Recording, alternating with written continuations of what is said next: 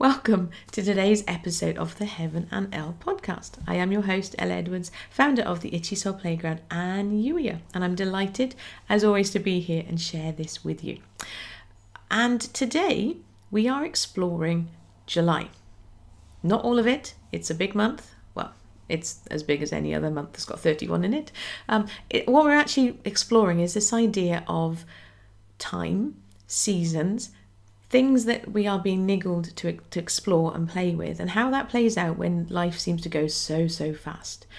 Because we are now in the second half of 2021, and we all know, we're going to, for those people who ever, if this, the internet lives on forever, and so I'm in my little mind, I imagine someone listening to this 3 years in the future, and so COVID will be I'm going to say this in faith, COVID will be a thing in the dim and distant past 3 years from now. But we all recognise that last year, 2020, was the year that will go down in history as just time was this mushy thing. And it's felt much like that the start of this year as well, that things are getting back to normal, in inverted commas. We do have more freedom than we did, but we're still having to play out and explore what that looks like and be careful. And so how do you balance all of that stuff around things that God might be niggling at you to explore? Those dreams, those ambitions, those aspirations, the desires of your heart, those things that are important to you. Spoiler alert, if they're important to you, they're important to Him, because you are on His heart and He loves you so much. And so what I wanted in the short time that we have in these mini episodes, what I wanted to offer you was a kind and gentle way that you could consider walking out those things that are important to you within the context of real life. And those of you who have been here for a while, none of this is going to be new to you. We've been exploring this, and I've been an advocate for this ever since first publishing Yuya Goal Setting, which incidentally is being re-released next week. I had a nudge from Holy Spirit to tie in with the launch of the Yuya book, to go back and look at it and just make sure that it was all kind of lining up. Turns out I literally changed one word in the whole thing. So those of you who maybe saw the post yesterday, well, yes, it's revised and updated. It's got a new cover and I changed one word. Okay, so, all right. It just goes to show, though, that the stuff that Holy Spirit had us exploring with that is still good. And so what we're going to consider is how do you do those dreams, move towards those dreams, and also do real life. And the song that reminded me or gave me that confirmation that this is what we will be exploring today is the song that I've mentioned in the show notes, Walk on Water by Elevation Rhythm. I'm not going to sing it to you, but this is how we walk on water. And the line is 1 foot in front of the other. Every single day that you get up and you put 1 foot in front of the other, you are a miracle. And there are days when you wake up when you might feel so like, oh, this is just so much.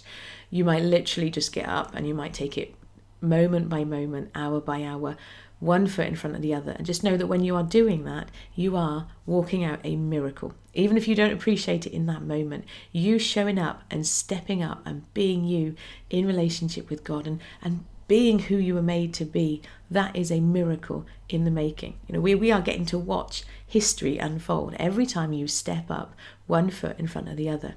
And it's really easy to get sucked in by this idea, oh, there's just so much going on, and oh, look, I haven't done this and I haven't done that, and the progress that you're not making. It's really easy to get so overwhelmed by that you lose sight of all the things that you are doing, even when that doing is about resting and just enjoying where you are in that moment. That's that reminder as well. And we explored this very, very briefly in the playground call that we had this week. This idea of these 3 seasons where you might be. You might be drawing up the blueprints, and we have to give a shout out to Joseph Wilson for this. And he knows that I loved his video because I commented on it and told him. He explored this idea that when you're walking out your dreams, there are 3 seasons. You are either drawing up the blueprints of your dreams, or you're building it, or it's built and you're enjoying it and you're thankful for it. Now, I would consider that when you're in that period of rest and just appreciating life, even if there are other dreams and plans and things you want to build over here somewhere, that part of your life, you are living in that dream. You are resting, you are just enjoying the fruits of your labour, to use a sort of Bible expression for that. And so what's fascinating to me is that you can actually be in different seasons and different parts of that picture in different areas of your life. It would be a massive dose of uncertainty and far too overwhelming for you if every area of your life was in this stage of planning and what we're going to do. If everything in your life was about, there's all this stuff we need to sort out, that would be a lot. And so you're going to be in different places for different areas of your life. And yes, you are one person and holistic, and it all kind of weaves in together. But just remember that no matter where you're at, you can only do it one foot in front of the other. So I would be encouraging you, if there are those things that God's niggling you about, the reminder today is to talk to him about it. I should say as well, playground folks, the UE goal setting book, don't be put off by that title, goal setting. I know the word goal setting does kind of give some people the heebie-jeebies. That's semantics. I actually don't mind if you're not somebody who sets goals, but maybe you explore those things that are important and are on your heart. That's goal setting. I hate to break it to you. Just because you don't call it goal setting. Don't get hung up on the semantics. But folks in the playground, you already have access to UE goal setting. And I'm going to put the updated version in there later on today or over the weekend. So it's there for you. And everybody else, you can get it on Amazon. If you want some actual concrete step-by-step, what does that look like? But the short version is it starts with a conversation with Holy Spirit about what your perfect ordinary day would look like. And don't be fooled by that word ordinary. All we mean by that is day-to-day life. Because as I've said to you before, we don't build a delightful life in the extremes is not the right word. The extra pieces like holidays, birthdays, Christmas. Those pieces are wonderful and delightful and amazing, and ideally we enjoy those moments. But actually the real secret to a life where you can thrive and be joyful is seeing the delight in day-to-day life. And so this whole idea of what are those things that you've been niggled about, it starts by exploring, well, what is that? And there's this wonderful writing exercise, and you can do it in your head. I would really encourage you to write it down.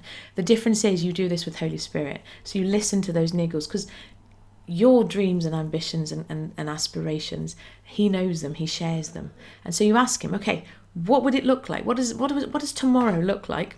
Tomorrow's Saturday at the time of recording, so perhaps that's a bad example. But what does Monday look like when I'm living this perfect picture of what day-to-day life will look like? And then write down what comes up. Don't edit yourself. Don't allow you to think, well, that wouldn't be possible because of this. So for example, if one of the things that you would love to do is to go and share on stages all over the world, and you're like, that's not possible because, hey, COVID. No, don't worry about the specifics of how. Just allow your imagination to have fun with this. Explore those things that are exciting to you, those possibilities. It unlocks all of the things. I do give a little story example in the book, actually, about how when I first did this exercise many moons ago, I wrote about how I wanted us to enjoy breakfast together as a family outside. I live in a very cold, damp part of the world. It's not cold today, but generally speaking, it rains here a lot. And I have at least 2 members of my family who really are not morning people at all. So you might go, well, that's never going to work. What's fascinating to me, though, is that when you explore these things, it unlocks possibilities. And some of you have heard already before the story of how one of the rooms in the house, we then knocked down this add-on bit. And so now the door's open. It brings the outside in, and it does feel like you're outside. My point being, don't get hung up on the specifics. Instead, allow yourself to have fun with this. Explore what it looks like. Unlock those possibilities. Because all of those dreams, all of those aspirations, you can only do them one foot in front of the other. But if you don't know what they are, if you don't know what you're excited about, it's even harder to start. And then at the side point, for those people who know what those things are, if you know what it is that you're being niggled to do, ask God today, what is one action that I can take towards this dream, this goal, this ambition, this aspiration today?